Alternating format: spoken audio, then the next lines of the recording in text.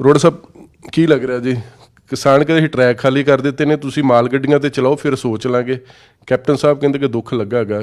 ਕੱਲ੍ਹ ਦੀ ਜਿਹੜੀ ਕਿਸਾਨਾਂ ਦੀ ਜਿਹੜੀ ਮੀਟਿੰਗ ਹੋਈ ਹੈ, ਇਹਨਾਂ ਨੂੰ ਫੈਸਲਾ ਲੈ ਲੈਣਾ ਚਾਹੀਦਾ ਸੀ, ਪੈਸੇਂਜਰ ਗੱਡੀਆਂ ਸ਼ੁਰੂ ਕਰ ਦੇਣੀਆਂ ਚਾਹੀਦੀਆਂ ਸੀ। ਦੇਖੋ, ਮੈਂ ਸਮਝਦਾ ਕਿ ਬਹੁਤ ਅਨਫੋਰਚੂਨੇਟਲੀ ਮੰਦਭਾਗੀ ਗੱਲ ਹੈ ਕਿ ਹੁਣ ਇਸ ਸੰਘਰਸ਼ ਦੇ ਉੱਪਰ ਸਿਰਫ ਔਰ ਸਿਰਫ ਸਿਆਸਤ ਹੋ ਰਹੀ ਹੈ।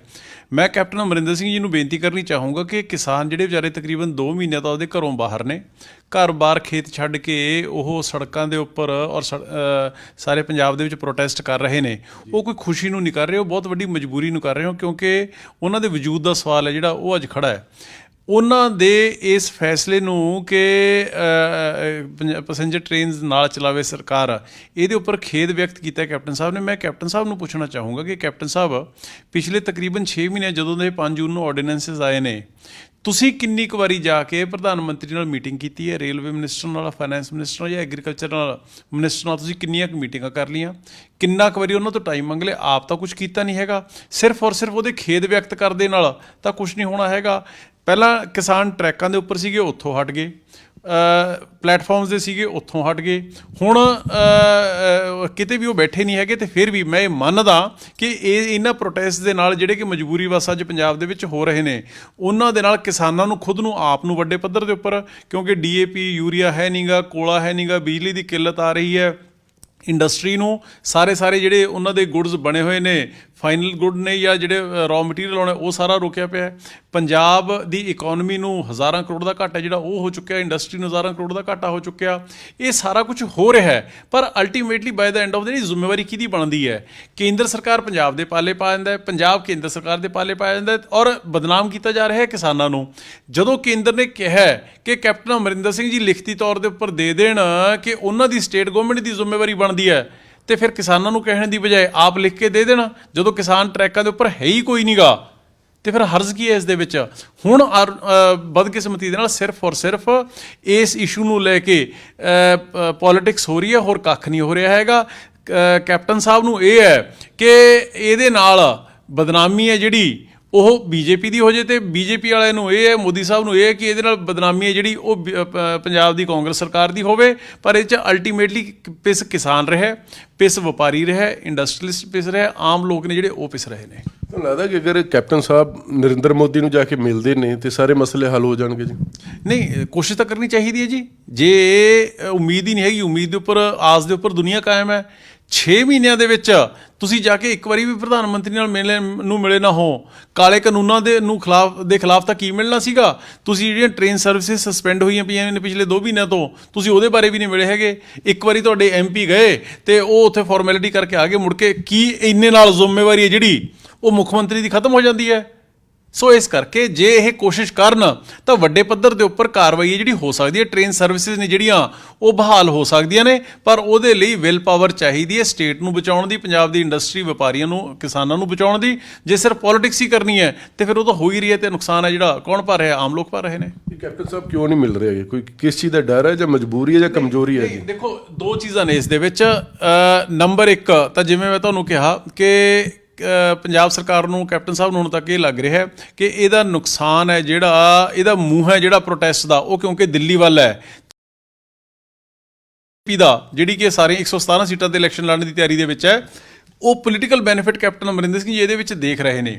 ਦੂਜੇ ਜਿਹੜੇ ਤੁਸੀਂ ਗੱਲਾਂ ਕਹੀਆਂ ਨੇ ਕਿ ਡਰ ਹੈ ਜਾਂ ਕੋਈ ਹੋਰ ਸ਼ੰਕੇ ਨੇ, ਮੈਂ ਸਮਝਦਾ ਕਿ ਹੋਰ ਵੀ ਜਿਸ ਤਰੀਕੇ ਦੇ ED ਤੋਂ ਔਰ ਇਨਕਮ ਟੈਕਸ ਤੋਂ ਨੋਟਿਸਿਸ ਨੇ ਜਿਹੜੇ ਉਹ ਕੈਪਟਨ ਸਾਹਿਬ ਤੇ ਉਹਨਾਂ ਦੀ ਫੈਮਿਲੀ ਨੂੰ ਆ ਰਹੇ ਨੇ, ਜਾਂ 1-2 ਹੋਰ ਕੇਸਿਸ ਨੇ ਜਿਹਦੀ ਵਜ੍ਹਾ ਕਰਕੇ ਲੱਗਦਾ ਹੈ ਕਿ ਸ਼ਾਇਦ ਕੇਂਦਰ ਸਰਕਾਰ ਦਾ, ਨਰਿੰਦਰ ਮੋਦੀ ਜੀ ਉਹਨਾਂ ਦਾ, ਅਮਿਤ ਸ਼ਾਹ ਦਾ ਇਹਨਾਂ ਦੀ ਨਬਜ਼ ਦੇ ਉੱਪਰ ਕੋਈ ਨਾ ਕੋਈ ਹੱਥ ਹੈਗਾ, ਜਿਹਦੀ ਵਜ੍ਹਾ ਕਰਕੇ ਇਹ ਸ਼ਾਇਦ ਉੱਥੇ ਜਾ ਕੇ ਗੱਲ ਕਰਨੋਂ ਵੀ ਡਰਦੇ ਨੇ।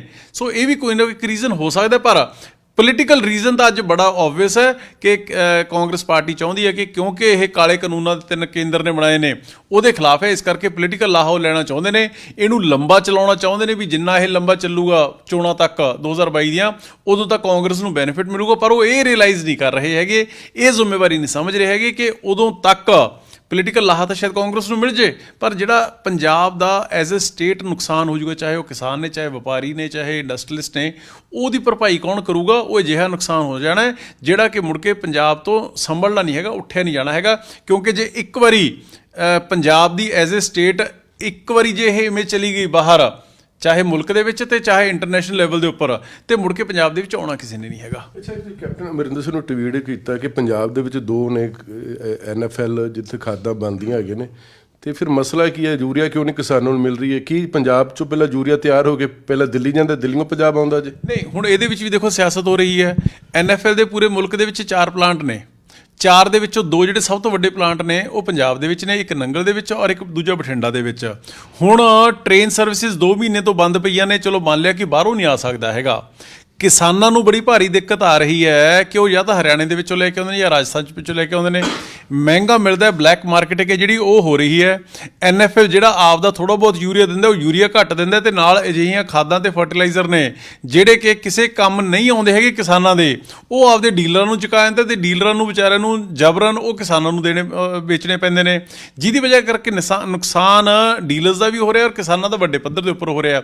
ਮੈਂ ਕੈਪਟਨ ਸਾਹਿਬ ਨੂੰ ਟਵੀਟ ਇਸ ਗੱਲ ਦਾ ਕੀਤਾ ਹੈ ਕਿ ਜਦੋਂ ਕੋਈ ਵਿਪਦਾ ਪਵੇ, ਕੋਈ ਆਪਦਾ ਹੋਵੇ, ਤੇ ਐਸੈਂਸ਼ੀਅਲ ਕਮੋਡਿਟੀਜ਼ ਐਕਟ ਹੈ ਜਿਹੜਾ ਉਹ ਐਨਫੋਰਸ ਕੀਤਾ ਜਾ ਸਕਦਾ ਹੈ।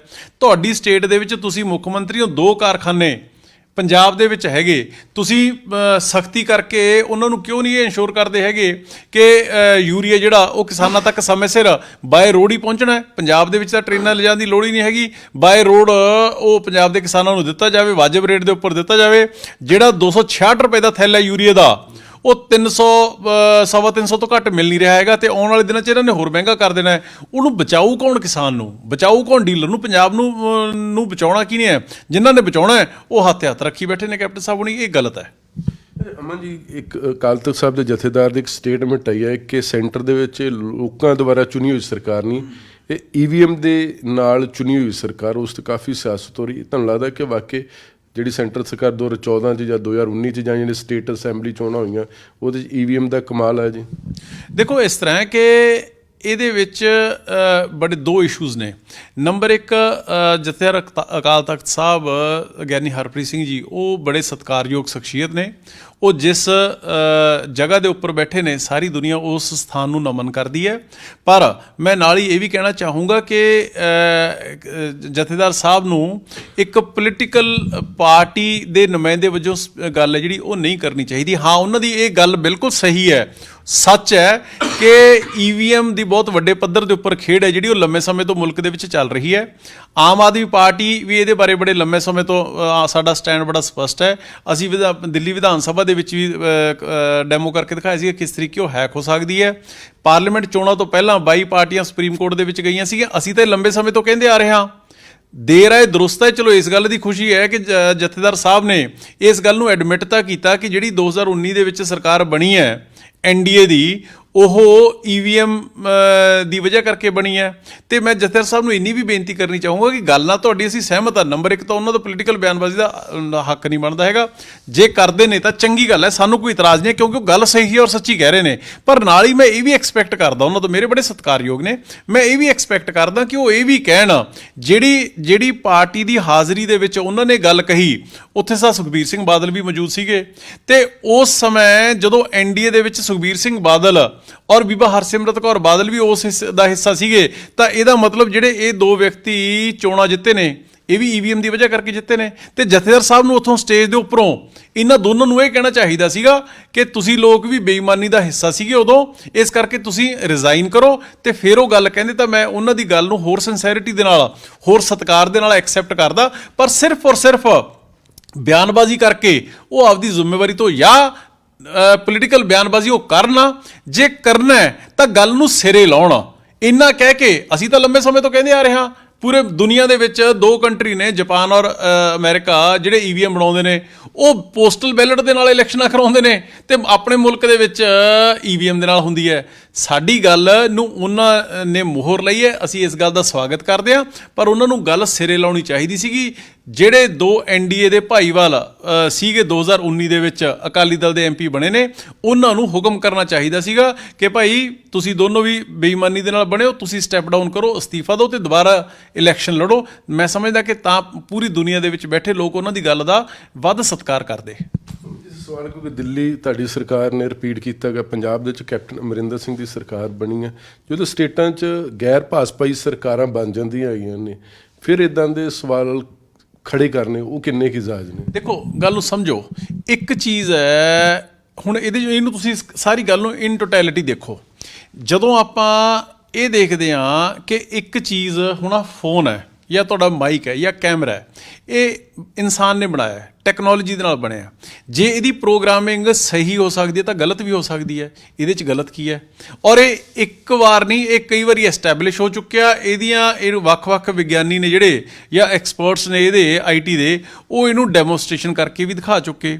ਹੁਣ ਸਵਾਲ ਇਹ ਹੈ ਵੀ ਜਿਹੜੀ ਦੇਖੋ EVM ਦਾ ਮਸਲਾ ਹੈ ਨਾ ਜੀ, EVM ਦੇ ਵਿੱਚ ਸਵਾਲ ਇਹ ਨਹੀਂ ਹੈ ਕਿ ਪੋਲੀਟੀਕਲ ਪਾਰਟੀ ਦਾ ਨੁਮਾਇੰਦਾ ਕੀ ਕਹਿੰਦਾ ਹੈ। ਸਵਾਲ ਇਹ ਹੈ ਕਿ ਕੀ EVM ਦੇ ਨਾਲ ਦੀਆਂ ਜੇ ਤੁਸੀਂ ਵੋਟਾਂ ਕਰਾ ਰਹੇ ਹੋ EVM ਦੇ ਨਾਲ, ਤਾਂ ਡੈਮੋਕ੍ਰੇਸੀ ਦੇ ਵਿੱਚ ਲੋਕਾਂ ਦਾ ਵਿਸ਼ਵਾਸ ਹੈ ਜਿਹੜਾ, ਕਿਉਂਕਿ ਡੈਮੋਕ੍ਰੇਸੀ ਜਿਹੜੀ ਲੋਕਾਂ ਦੇ ਵਿਸ਼ਵਾਸ ਦੇ ਉੱਪਰ ਟਿਕੀ ਹੋਈ ਹੈ। ਜੇ ਇਹਦੇ 'ਚ ਸਭ ਤੋਂ ਵੱਡਾ ਸਟੇਕ ਹੋਲਡਰ ਕੌਣ ਹੈ? ਸਭ ਤੋਂ ਵੱਡਾ ਸਟੇਕ ਹੋਲਡਰ ਹੈਗਾ ਪੋਲੀਟੀਕਲ ਪਾਰਟੀਆਂ। ਦੂਜਾ ਸਟੇਕ ਹੋਲਡਰ ਕੌਣ ਹੈ? ਜਿਹੜੇ ਕੈਂਡੀਡੇਟ ਇਲੈਕਸ਼ਨ ਲੜ ਰਹੇ ਨੇ, ਕਿਉਂਕਿ ਉਹਨਾਂ ਦੀ ਕੈਰੀਅਰ ਦਾ, ਉਹਨਾਂ ਦੀ ਜਿੱਤ ਹਾਰ ਦਾ ਸਵਾਲ ਹੁੰਦਾ ਹੈ। ਤੀਜਾ ਸਟੇਕ ਹੋਲਡਰ ਕੌਣ ਹੈ? ਆਮ ਵੋਟਰ। ਜਦੋਂ ਤਿੰਨੇ ਦੇ ਤਿੰਨੇ ਤੁਹਾਨੂੰ ਕਹਿ ਰਹੇ ਨੇ ਕਿ ਭਾਈ ਸਾਨੂੰ ਇਸ ਚੀਜ਼ ਦੇ ਉੱਪਰ ਸ਼ੰਕਾ ਹੈ, ਇਹਦੀ ਬਜਾਏ ਤੁਸੀਂ ਜਿਹੜਾ ਪੁਰਾਣਾ ਪਰੰਪਰਿਕ ਤਰੀਕਾ ਬੈਲਟ ਪੇਪਰਾਂ ਨਾਲ ਚੱਲਿਆ ਆਉਂਦਾ ਹੈ, ਤੁਸੀਂ ਉਹਦੇ ਨਾਲ ਕਰਾ ਲਓ, ਤੇ ਫਿਰ ਕੇਂਦਰ ਸਰਕਾਰ ਜਾਂ ਇਲੈਕਸ਼ਨ ਕਮਿਸ਼ਨ ਆਫ ਇੰਡੀਆ ਇੰਨੇ ਬਜ਼ਿੱਦ ਕਿਉਂ ਨੇ ਕਿ ਅਸੀਂ ਤਾਂ ਇਹਦੇ ਨਾਲ ਹੀ ਕਰਾਉਣਾ ਹੈ? ਔਰ ਜਿਵੇਂ ਮੈਂ ਪਹਿਲਾਂ ਤੁਹਾਨੂੰ ਦੱਸ ਕੇ ਹਟਿਆ ਕਿ ਪੂਰੀ ਦੁਨੀਆ ਦੇ ਵਿੱਚ ਅਮਰੀਕਾ ਔਰ ਜਾਪਾਨ ਦੋ ਕੰਟਰੀ ਨੇ ਜਿਹੜੇ EVM ਬਣਾਉਂਦੇ ਨੇ, ਔਰ ਉਹਨਾਂ ਦੋਨਾਂ ਕੰਟਰੀਜ਼ ਦੇ ਵਿੱਚ ਪਰਚੀ ਦੇ ਨਾਲ ਵੋਟਾਂ ਨੇ ਜਿਹੜੀਆਂ ਉਹ ਪੈਂਦੀਆਂ ਨੇ। ਉੱਥੇ ਟਾਈਮ ਦੀ ਕੀਮਤ ਵੱਧ ਹੈ, ਸਾਡੇ ਇੱਥੇ ਟਾਈਮ ਦੀ ਕੀਮਤ ਕੋਈ ਨਹੀਂ ਹੈਗੀ, ਤੇ ਫਿਰ ਵੀ ਅਸੀਂ ਉਹਦੇ ਨਾਲ ਕਰਾਉਂਦੇ ਹਾਂ। ਸੋ ਜਦੋਂ ਇਹ ਸਾਰੀਆਂ ਚੀਜ਼ਾਂ ਸੋਚਦੇ ਹਾਂ ਤੇ ਉਦੋਂ ਡੈਫੀਨੇਟਲੀ ਸ਼ੰਕੇ ਨੇ ਜਿਹੜੇ ਉਹ ਖੜੇ ਹੁੰਦੇ ਨੇ ਕਿ EVM ਦੇ ਨਾਲ ਬਾਰ-ਬਾਰ ਚੋਣਾਂ ਕਿਉਂ ਕਰਾਈ ਜਾ ਰਹੀਆਂ ਨੇ। 22 ਪੋਲੀਟੀਕਲ ਪਾਰਟੀਆਂ ਪਾਰਲੀਮੈਂਟ ਇਲੈਕਸ਼ਨਾਂ ਤੋਂ ਪਹਿਲਾਂ ਸੁਪਰੀਮ ਕੋਰਟ ਦੇ ਵਿੱਚ ਗਈਆਂ, ਪਰ ਕਿਉਂਕਿ ਸੁਪਰੀਮ ਕੋਰਟ ਨੇ ਪਾਰਟੀ EC ਨੂੰ ਬਣਾਇਆ ਤੇ EC ਜਦੋਂ ਮੰਨਣ ਨੂੰ ਹੀ ਤਿਆਰ ਨਹੀਂ ਹੈਗਾ, ਤੇ ਇਸ ਕਰਕੇ ਉਹ ਰੱਦ ਹੋ ਗਈ ਸੀਗੀ ਗੱਲ। ਪਰ ਮੈਂ ਇਸ ਗੱਲ ਤੇ ਇਹ ਨਹੀਂ ਹੈ ਕਿ BJP ਜਿੱਤਦੀ ਹੈ ਜਾਂ ਕੋਈ ਗੈਰ BJP ਸਰਕਾਰ ਪਾਰਟੀ ਸਰਕਾਰ ਬਣਾ ਜਾਂਦੀ ਹੈ। ਸਵਾਲ ਇਹ ਹੈ ਕਿ EVM ਦੇ ਨਾਲ ਲੋਕਾਂ ਦਾ ਡੈਮੋਕ੍ਰੇਸੀ ਦੇ ਵਿੱਚ ਵਿਸ਼ਵਾਸ ਹੈ ਜਿਹੜਾ ਉਹ ਵੱਧ ਰਿਹਾ ਕਿ ਘਟ ਰਿਹਾ ਹੈ? ਉਹ ਡੈਫੀਨੇਟਲੀ ਘਟ ਰਿਹਾ ਹੈ। ਜਦੋਂ ਡੈਮੋਕ੍ਰੇਸੀ ਦੇ ਵਿੱਚ ਜੇ ਵਿਸ਼ਵਾਸ ਖਤਮ ਹੋ ਗਿਆ ਤੇ ਫਿਰ ਤਾਂ ਅਰਾਜਕਤਾ ਫੈਲ ਜਾਣੀ ਹੈ ਇੱਥੇ, ਫਿਰ ਤੁਸੀਂ ਵਿਡਰਾਅ ਕਰ ਲਓ, ਏਡੀ ਕਿੱਡੀ ਕੁ ਗੱਲ ਹੈ। ਸੋ ਇਸ ਕਰਕੇ ਅਸੀਂ ਉਸ ਗੱਲ ਦੇ ਅੱਜ ਵੀ ਸਵਾਲ ਇਹ ਨਹੀਂ ਕਿ ਕੌਣ ਜਿੱਤਦਾ ਕੌਣ ਹਾਰਦਾ, ਪਰ ਡੈਮੋਕ੍ਰੇਸੀ ਦੇ ਵਿੱਚ ਲੋਕਾਂ ਦਾ, ਇਲੈਕਟੋਰੇਟ ਦਾ ਤੇ ਪੋਲੀਟੀਕਲ ਪਾਰਟੀਆਂ ਦਾ, ਪੋਲੀਟੀਕਲ ਲੀਡਰਾਂ ਦਾ ਵਿਸ਼ਵਾਸ ਹੈ ਜਿਹੜਾ ਉਹ ਸਿਸਟਮ ਦੇ ਵਿੱਚ, ਇੰਸਟੀਟਿਊਸ਼ਨ ਦੇ ਵਿੱਚ ਘਟਣਾ ਨਹੀਂ ਚਾਹੀਦਾ। ਜੇ ਉਹ ਘਟ ਗਿਆ ਤੇ ਫਿਰ ਤਾਂ ਡੈਮੋਕ੍ਰੈਟਿਕਲੀ ਇਲੈਕਟਿਡ ਭਾਰਤ ਹੋਵੇ ਤੇ ਜਾਂ ਕੋਈ ਜਿਹੜੇ ਲੰਮੇ ਸਮੇਂ ਤੋਂ ਜਿੱਥੇ ਰਾਜੇ ਮਹਾਰਾਜੇ ਚੱਲੇ ਹੁੰਦੇ ਨੇ, ਫਿਰ ਤਾਂ ਉਹੀ ਸਿਸਟਮ ਬਣ ਜਾਣਾ। ਯਾਨੀ ਕਿ ਦੇਸ਼ ਦੇ ਵਿੱਚ ਇੱਕ ਵਾਰ ਫਿਰ ਜਿੱਥੇ ਅਕਾਲ ਤਖਤ ਸਾਹਿਬ ਦੇ ਜਥੇਦਾਰ ਨੇ ਕਿਹਾ ਕਿ EVM ਮਸ਼ੀਨਾਂ ਦੇ ਨਾਲ ਚੁਣੀ ਹੋਈ ਸਰਕਾਰ ਇੱਕ ਮੁਹਿੰਮ ਸ਼ੁਰੂ ਕਰਨੀ ਚਾਹੀਦੀ ਹੈਗੀ ਕਿ ਇਹ ਬੈਲਟ ਪੇਪਰਾਂ ਦੇ ਨਾਲ ਹੀ ਵੋਟਾਂ ਪੈਣੀਆਂ ਚਾਹੀਦੀਆਂ, ਚਾਹੇ ਉਹ ਅਸੈਂਬਲੀ ਦੇ ਹੋਣ ਚਾਹੇ ਪਾਰਲੀਮੈਂਟ ਦੇ ਹੋਣ। ਬਿਲਕੁਲ ਹੋਣੀ ਚਾਹੀਦੀ ਹੈ ਜੀ, ਇਹਦੇ 'ਚ ਕੋਈ ਦੋ ਰਾਏ ਨਹੀਂ ਹੈ। ਅਸੀਂ ਪਹਿਲਾਂ ਵੀ ਕਹਿੰਦੇ ਆ ਰਹੇ ਹਾਂ, ਅਸੀਂ ਅੱਜ ਵੀ ਕਹਿੰਦੇ ਹਾਂ, ਤੇ ਅਸੀਂ ਕੱਲ੍ਹ ਨੂੰ ਵੀ ਕਹਾਂਗੇ। ਔਰ ਇਰਰਿਸਪੈਕਟਿਵ ਇਸ ਗੱਲ ਦੇ ਕਹਾਂਗੇ ਕਿ ਅਸੀਂ ਆਮ ਆਦਮੀ ਪਾਰਟੀ ਜਾਂ ਅਮਨ ਅਰੋੜਾ ਜਿੱਤਦਾ ਚੋਣਾਂ ਜਾਂ ਹਾਰਦਾ, ਪਰ ਵਿਸ਼ਵਾਸ ਹੈ ਜਿਹੜਾ ਇਲੈਕਟੋਰੇਟ ਦਾ, ਜਿਹੜਾ ਵੋਟਰ ਹੈ ਉਹਦਾ, ਜੇ ਉਹ ਇਹੀ ਨਹੀਂ ਚੈੱਕ ਕਰ ਸਕਦਾ ਹੈਗਾ ਕਿ ਮੇਰੀ ਪਰਚੀ ਸਹੀ ਥਾਂ ਤੇ ਜਾ ਕੇ ਪਈ ਹੈ, ਤੇ ਫਿਰ ਤਾਂ ਡੈਮੋਕ੍ਰੇਸੀ ਦਾ ਕੋਈ ਫਾਇਦਾ ਨਹੀਂ ਹੈ।